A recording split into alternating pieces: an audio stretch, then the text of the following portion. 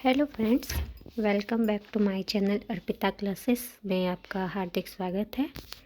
आज मैं आपको भारतीय काव्य शास्त्र के डॉक्टर पुनीत राय की बुक का बिंदुवार अध्ययन करने जा रही हूँ। तो मेरे साथ चैनल पे बने रहिए और मेरे चैनल को लाइक और सब्सक्राइब कर दीजिए, जिससे कि ज़्यादा से ज़्यादा लोगों को इसका लाभ मिल सके। तो वीडियो को शुरू करते हैं।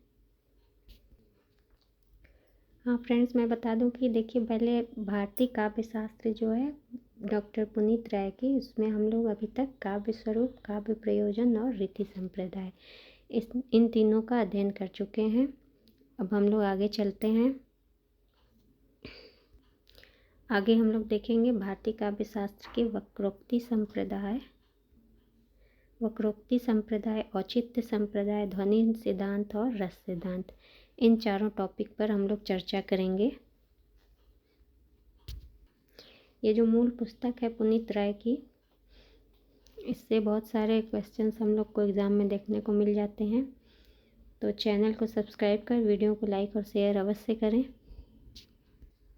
Let's go.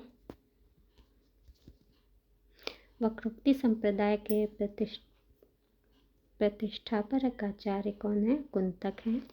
वक्रोक्ति जीवितम नामक ग्रंथ की रचना कर वक्रोक्ति सिद्धांत का प्रवर्तन किस आचार्य ने किया? तो ये किया कुंतक ने। वक्रोक्ति को काव्य की आत्मा किस आचार्य ने घोषित किया? कुंतक ने। उभावेतावलंकार्योत्तयो पुनरंकृति वक्रोक्तिरेव वैदंडभंगी भणिति कुरुच्यते किस आचार्य का कथन है? ये है कुंतक का। देखिए, वक्रोक्ति आ गया ना, तो यहाँ से आप लोग गेस कर लीजिएगा कि हाँ, ये कुंतक का हो सकता है। वक्रोक्ति का सर्वप्रथम शास्त्रीय विवेचन करने वाले आचार्य हैं भामा। भामा के अनुसार वक्रोक्ति का मूल तत्व है शब्द एवं अर्थ की वक्रता या चमत्कार।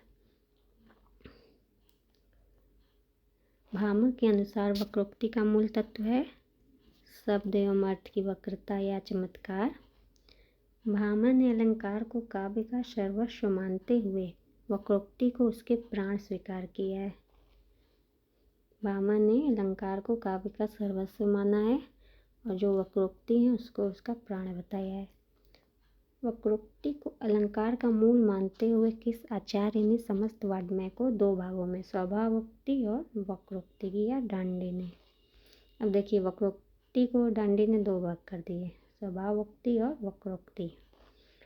वक्रोक्ति शब्देन उपमादयं संकीर्णं पर्यता अलंकारा उच्यन्ते किस आचार्य का कथन है? दांडी का है। अब यहाँ वक्रोक्ति आ गया तो ये मत समझिएगा कि कुंतक का, ये आपका दांडी का है। वक्रोक्ति और अतिशयोक्ति को पर्याय माने हैं भामा और दांडी ने। आगे बढ़ते हैं। रुद्रट ने वक्रोक्ति को किस रूप में वर्णित किया है? शब्दालंकार के रूप में। रुद्रट ने वक्रोक्ति के कितने भेद किए हैं? दो, काकु वक्रोक्ति और श्लेष वक्रोक्ति। ये देखिए, ये भी एग्जाम में बहुत बार क्वेश्चंस आए हुए हैं। भोज ने वाङ्मय को कितने भागों में विभक्त किया है? तीन, वक्रोक्ति, रसोक्ति और स्वभावोक्ति। आचार्य कुंतक के अनुसार वक्रोक्ति के 6 भेद हैं।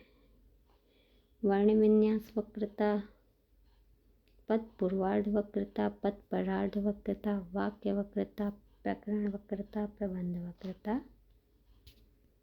वक्रोक्ति सिद्धांत की महत्वपूर्ण उपलब्धि है कलावाद की प्रतिष्ठा।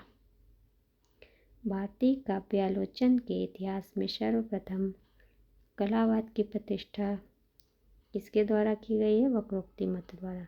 इसी को याद कर लीजिए, कलावाद की प्रतिष्ठा वक्रोक्ति सिद्धांत। कलावाद की प्रतिष्ठा वक्रोक्ति सिद्धांत। नेक्स्ट देखते हैं, वक्रोक्ति सिद्धांत की दुर्बलता क्या है? ये देखिए, काव्य के वाय सौंदर्य या कथन की भंगिमा पर बल देने के कारण इसमें आम तत्व का अभाव है। रस को वक्रोक्ति का अंग मानकर उसका महत्व कम कर देना। कवः कर्म काव्यम, कवि का कर्म ही काव्य है। कथन किसका है? कुंतक का। सलंकारस्य काव्यता, सलंकार शब्दार्थी काव्य है, ये भी कुंतक का है, दोनों कुंतक के हैं। कव कर्म काव्य कुंतक, सलंकारस्य काव्यता कुंतक। शब्दार्थों सहित वक्र व्यापारशालिनी मंदे व्यवस्थितो काव्यम तदिदाहाद कारणी। वक्र कवि व्यापार वाले तदितो काव्य मर्मंगों के लिए आयात बंध में व्यवस्थित शब्द और अर्थ काव्य हैं। काव्य की यह परिभाषा दी है कुंतक ने। वक्रोक्ति प्रसिद्धा निधान व्यतिकेरिणी विचित्रा वा विधा। वक्रोक्ति प्रसिद्ध कथन से भिन्न व्यतिरिक्त विचित्र प्रकार की अविधा है, कुंतक का है। अब आ गया औचित्य संप्रदाय। औचित्य विचार चर्चा ग्रंथ है क्षेमेंद्र का। देखिए औचित्य संप्रदाय हैं क्षेमेंद्र के। नाम भी देखिए औचित्य क्षेमेंद्र, दोनों मैच कर रहे हैं। काव्य शास्त्र में सर्वप्रथम औचित्य शब्द का प्रयोग कन्नौज नरेश यशोवर्मन अपने नाटक रामाभ्युदय। रामाभ्युदय किसका है? यशोवर्मन का। यद्यपि यह नाटक उपलब्ध नहीं है, पर भोज के श्रृंगार प्रकाश में इसका एक श्लोक उद्धत मिलता है। औचित्य को काव्यात्मभूत काव्य सिद्धांत के रूप में प्रतिष्ठित करने वाले आचार्य हैं क्षेमेंद्र। ठीक है, इसका आंसर होगा क्षेमेंद्र। अब आगे औचित्य संप्रदाय। उच्चतम, यहाँ तक देखिए हो गया था। उचितम प्राहुराचार्य सदृशम किल यस्य यत उचितस्य च यो भावस्तदौचित्यम प्रचक्षते।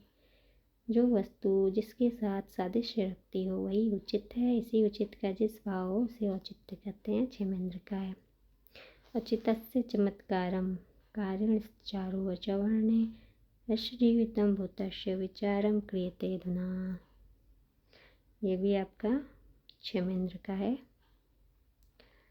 औचित्य रस का जीवित या प्राण है और चमत्कारिक है, इसका अर्थ हुआ। क्षेमेंद्र के अनुसार औचित्य के 27 प्रधान भेद हैं, ये भी याद कर लीजिए। क्षेमेंद्र के अनुसार औचित्य के 27 प्रधान भेद हैं। इसमें कि वाक्य, पद, वाक्य, प्रबंधार्थ, गुण, अलंकार, रस, क्रिया, कारक, लिंग, वचन, विशेषण, उपसर्ग, निपात, काल, देश, कुल, व्रत, तत्व, सत्व, स्वभाव, सार संग्रह, प्रतिभा, अवस्था, विचार, नाम और आशीर्वाद।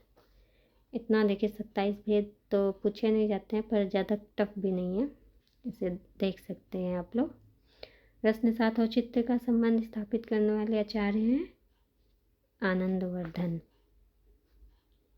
देखिए औचित्य तो किसका? क्षेमेंद्र का है, बट रस के साथ जो है वो आनंदवर्धन है।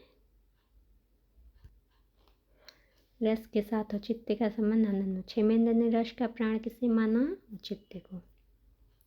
औचित्य सिद्धांत को स्वतंत्र काव्य सिद्धांत न मानकर इसे विभिन्न काव्य सिद्धांतों का समन्वय किस आलोचक ने कहा? नंदुलारे वाजपेयी ने। औचित्य सिद्धांत को स्वतंत्र काव्य सिद्धांत न मानकर इसे विभिन्न काव्य सिद्धांतों का समन्वय कहा नंदुलारे वाजपेयी ने। इसके बाद देखिए फ्रेंड्स, हम लोग ध्वनि सिद्धांत को कल शुरू करेंगे। ठीक है, तब तक मेरे साथ वीडियो में बने रहिए और इसे लाइक और सब्सक्राइब करना मत भूलिएगा।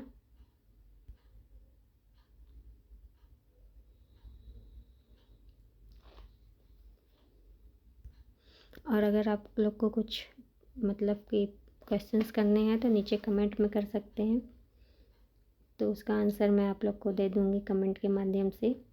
तब तक के लिए चैनल को सब्सक्राइब कर वीडियो को लाइक और शेयर ज़रूर करें। धन्यवाद। मिलते हैं नेक्स्ट वीडियो में।